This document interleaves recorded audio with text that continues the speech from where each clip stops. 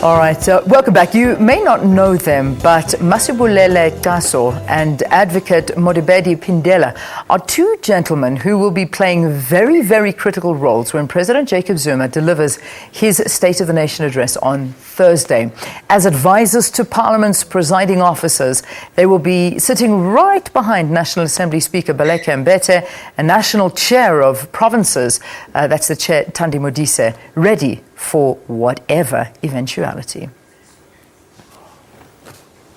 Gentlemen, thank you very much for joining us, and let's get straight to it. Thursday is the big day. Of course, your job is to advise the presiding officers to make sure that whatever happens, it's done according to the rules. First of all, are you ready and looking forward to Thursday? Yes, indeed. We are ready. We're looking forward to Thursday. We're planning for a very successful State of the Nation address. We are quite confident that it will be successful. And you and your teams are ready for whatever eventuality. You know, we have heard of the threats of a disruption, but in terms of knowing the rules that are applicable and making sure that you advise the presiding officers accordingly, your teams are ready. Indeed, we are always ready when Parliament sits. So even in respect of Thursday, we are ready to advise the presiding officers. There's nothing new.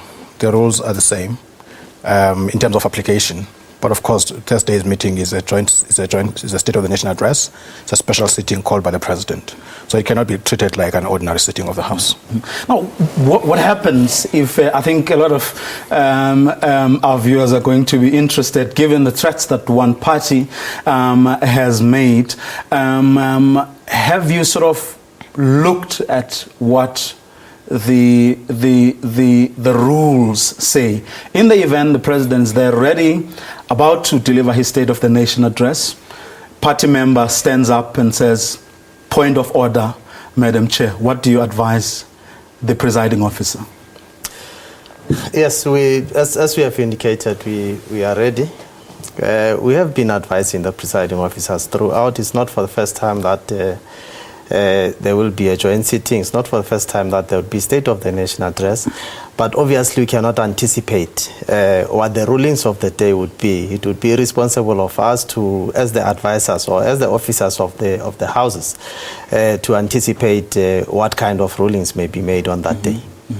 But a point of order is allowed, just as a general sort of point. Is a point of order allowed in a joint sitting of Parliament where the President is about to deliver the State of the Nation address? All I can say is that a point of order must relate to a point of procedure and relating to that specific sitting.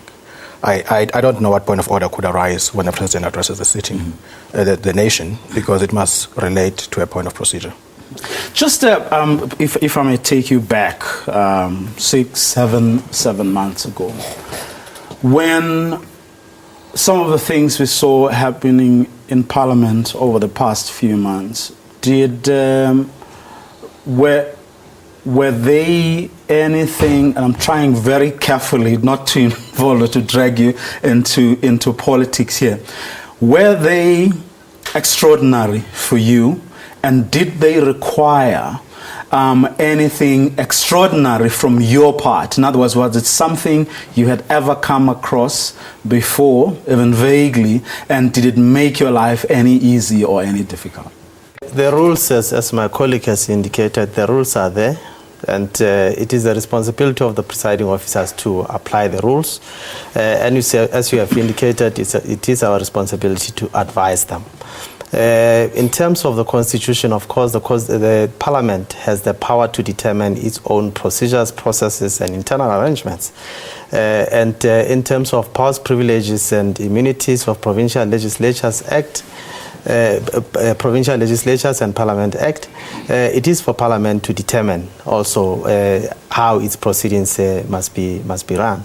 Given everything you've experienced over the past 7 months in particular, but I mean over the years that you've been part of the parliamentary setup, is there anything that you think, certainly from a point of view helping you do your work better, but also from a point of view of the sort of perceptions that the public tends to have following certain incidents.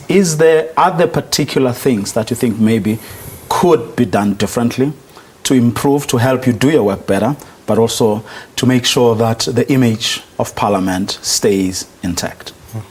Look, there will always be room for improvement, but we always, all the time, we make sure that when the presiding officers give rulings, those rulings are in terms of the rules, they're in terms of precedent, they are, of course, constitutional. And where there's a need to interface with legal services, because we have a legal services department within Parliament, that does happen. So we can never say no to improving anything, but we are confident that what has been done up to now at least has been in terms of what is expected of us as advisors. And as I say, we work together as a team, as the houses, as legal services. We all support that forum, the members of Parliament, the houses and committees of Parliament. Last word for me? Indeed, I don't think I can take it further than that. As advisors, as the employees of the institution, we're serving everybody across the party political line. We are not supposed to be biased. We are not supposed to be, at least, to show any bias towards any particular political party. So we are quite confident that the advices that we provide are in terms of the Constitution, in terms of any law applicable, as well as in terms of the rules. And remember that the rules emanate from the Constitution, so they occupy a particular order. So if we do not advise in terms of the rules, we will be violating the very same Constitution that Parliament is supposed to protect. Gentlemen, thank you very much. And all the best for Thursday. Thanks. Okay. Thank you.